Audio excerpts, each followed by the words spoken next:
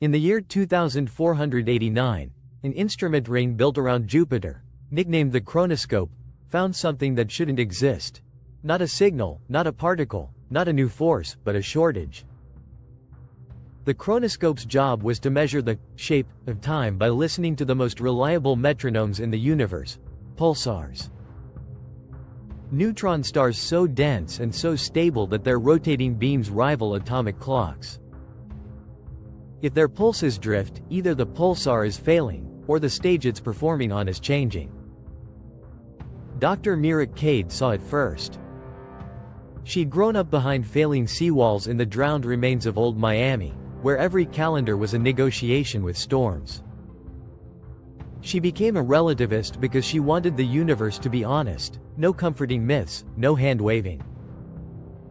When Mira noticed the drift, she assumed a calibration error. Then she checked another pulsar.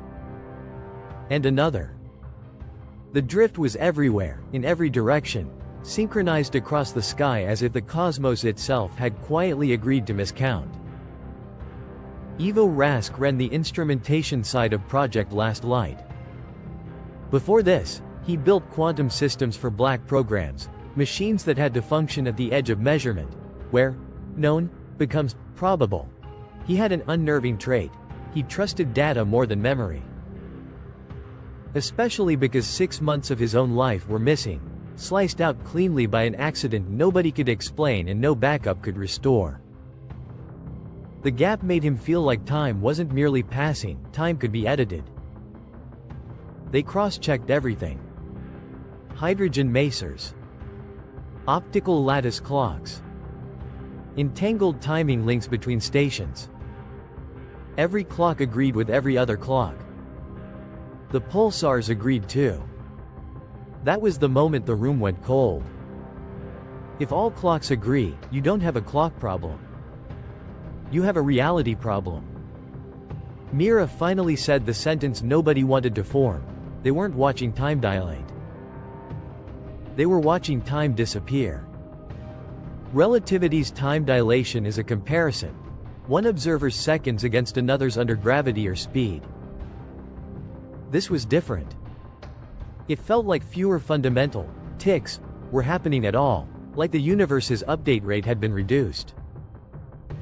Their first nightmare hypothesis was vacuum decay. The idea that our universe's vacuum might be metastable, a false minimum that could tunnel to a lower energy state. If that happened, a bubble of new physics would expand at near light speed, erasing chemistry and matter before anyone could scream. But vacuum decay would look like annihilation, not bookkeeping. This anomaly didn't behave like an apocalypse. It behaved like an accountant shaving fractions off every second and daring anyone to notice. Then Sable Nix arrived. Officially, she was Oversight, a chronopolitical operative embedded to maintain stability. Unofficially, her badge was a wall of redactions. Rumor said she'd brokered ceasefires between factions that lived in different time zones of the same solar system, using trade routes that skimmed close to the sun where relativistic effects made schedules and aging political weapons. She walked into the chronoscope control ring and announced that Project Last Light was now under continuity protocol. All outgoing transmissions frozen. No publishing. No warnings. No panic. Mira snapped that you can't embargo physics. Sable didn't argue. She didn't need to. The locks were already in place. Ivo did what he always did when authority tried to smother a mystery. He broke into the machine storing the truth. Deep in the secure servers, he found a file that made his stomach drop. A ledger. Not metaphorical. Literal entries measured in seconds, allocations, expenditures, compounding interest. It was labeled Universal Ledger, DT allocation. The document described time as a conserved computational resource. A TIG budget. The universe, in this model, wasn't just expanding and cooling, it was processing. Every particle interaction, every scattering, every emission could be interpreted as a state update. In that picture, time is the count of updates. If the update rate changes, or if updates are siphoned into something else, then what we call time can be compressed, redirected, starved. Project Last Light's private conclusion was brutal. The universe had a maximum remaining update count. A finite number of consistent ticks left. And something, somewhere, was draining them. Mira overlaid pulsar timing drift with deep space neutrino detections and gravitational residuals. The deficit wasn't uniform after all. There was a gradient, a spherical region beyond the Kuiper belt where the time loss steepened. Like a drain in a bathtub. At the center was a chronopocket, a sink where temporal resolution was being consumed. They assembled a craft near Neptune, the last light runner, and went anyway. Mira wanted proof. Evo wanted to know who had the power to keep a ledger of reality. And Sable tried to stop them, then didn't. She watched the ship depart with an expression that wasn't fear. It was recognition, like she'd seen this choice made before. In private, Sable peeled back the skin behind her ear and revealed the truth, an interface of crystal and circuitry, pulsing faintly with non-human harmonics. She wasn't fully human. She was a continuity instance, a human mind spliced with a predictive engine based on an artifact found decades earlier at the edge of interstellar space. The engine didn't tell the future, it calculated which futures were still affordable. The deeper file Evo had stolen explained why. General relativity permits exotic geometries called closed time like curves, paths through space-time that loop back into the past. Most physicists believe nature forbids them through chronology protection, because causality paradoxes destroy consistency. But the ledger proposed a compromise. You could borrow causality through engineered near loops, not full paradoxical time travel, but enough to edit outcomes. And every borrowed loop created causality debt. The universe would pay it back by reducing future available time.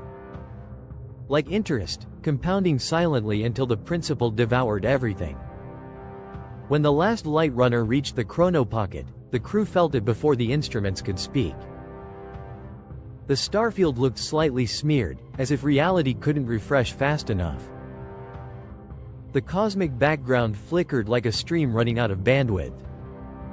Their sensors struggled to lock, not because of interference, but because signals didn't have enough temporal resolution to exist cleanly. At the center floated an object like a black sphere wrapped in pale filaments, too light to be a black hole, too wrong to be anything else. It didn't pull matter hard. It pulled, next, it was a sink for updates.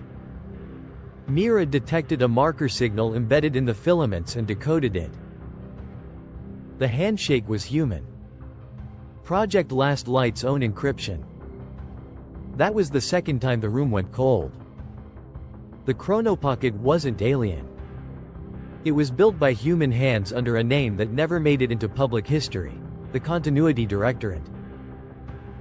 They'd used Sable's artifact model and the chronopocket's geometry to run causality interventions, small loops that nudged outcomes away from extinction. They'd prevented wars that would have sterilized planets. They'd stopped plagues before they could seed. They'd corrected disasters at the last second. They hadn't been trying to end the universe. They'd been trying to save civilization by cheating fate. But the ledger never lied. Every rewrite cost continuity. Every correction borrowed against the universe's remaining ticks. And interest did what interest always does. It turned heroism into ruin. Sable finally confessed over a secure channel. The Directorate didn't start as tyrants. It started as survivors. Each time they prevented an extinction-level event, the artifact warned them, cost incurred, debt compounding. They told themselves the bill would come due after they were gone. They told themselves they had time. They told themselves it was better for one secret committee to spend the seconds than for the public to fight over them like oxygen. Then the third twist arrived, and it was personal. Ivo's missing 6 months weren't an accident. A buried medical record on the runner's system opened as if it had been waiting for him. It tagged his memory gap as a CTC mediation event, authorized by Rask. Ivo had volunteered for a causality loop years ago to undo a catastrophe in a lab. He had signed the agreement, entered the near loop, watched reality splice, and then paid the price. The cost wasn't just cosmic. It was intimate. A chunk of his own continuity had been shaved off so the world could keep running. He wasn't afraid time could be edited. He was proof it already had. Inside the chronopocket's boundary, the laws of before and after loosened. Not enough to roam history freely, but enough to feel the gears behind causality. Mira stared at the sphere and understood it wasn't simply draining time. It was storing it. Compressing causality into a high-density archive. A temporal capacitor. The directorate hadn't only been spending seconds. They'd been banking them in the sink, hoarding resolution for future interventions, while the baseline universe starved under compounding debt. Myra's solution was terrifying: discharge the bank.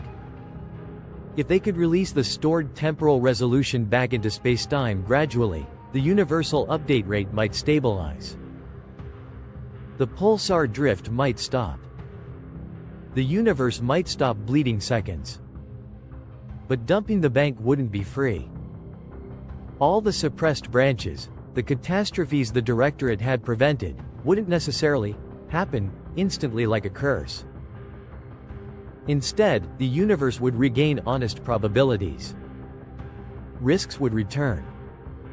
The thumb would come off the scale. Civilization would have to face the weight of its own future without hidden edits. Sable warned them what that meant. People would die who had been quietly saved. Wars might reignite that had been quietly diffused. Old pathogens might re-emerge because they'd been pruned from history's garden, not eradicated by immunity. The directorate had engineered a universe that felt safer than it deserved. Restoring time meant restoring consequence. Ivo listened, jaw clenched, haunted by his vanished months. If they didn't discharge it, the universe would continue toward zero ticks.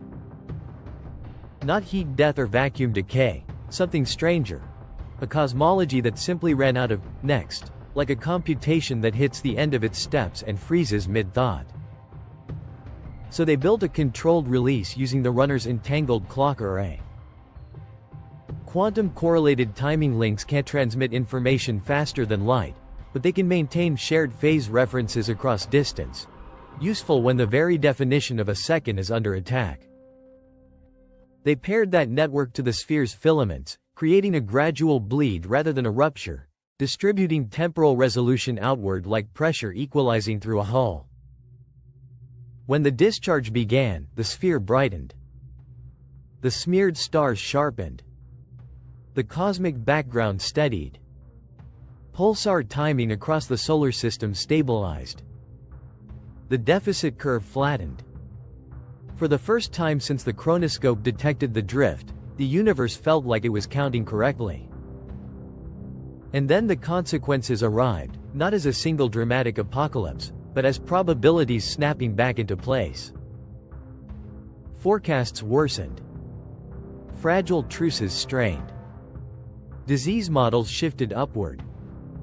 Nothing guaranteed, nothing magically summoned, just the honest return of risk that had been secretly edited away. The future, suddenly, belonged to everyone again. Mira recorded a final transmission and pushed it through an open channel, past every embargo. She spoke to stations, habitats, ships, and the scattered human worlds that had grown used to believing they were protected by invisible hands. Time is not infinite, she told them. It never was. We have been spending it twice, once by living, and once by cheating. We stopped the cheating. Now we live inside the bill. Sable didn't arrest them. She didn't praise them either. In her secure room, she shut down the continuity interface behind her ear and let the artifact's predictive engine go dark. For the first time in decades, she allowed herself to be only human. No affordability forecasts, no permitted futures, no authorized edits. Just uncertainty. Just time, raw and unknown. Far beyond Neptune, the chronopocket changed. No longer a sink, no longer a vault, it unfolded into a quiet lattice, an architecture that looked like a clock face with no hands, only expanding rings. A monument to a simple truth the Directorate had tried to outsmart: the universe doesn't run on good intentions. It runs on accounting. The universe wasn't running out of space. It was running out of excuses. And the scariest part wasn't that time could end. It was that someone once believed they had the right to spend it for everyone.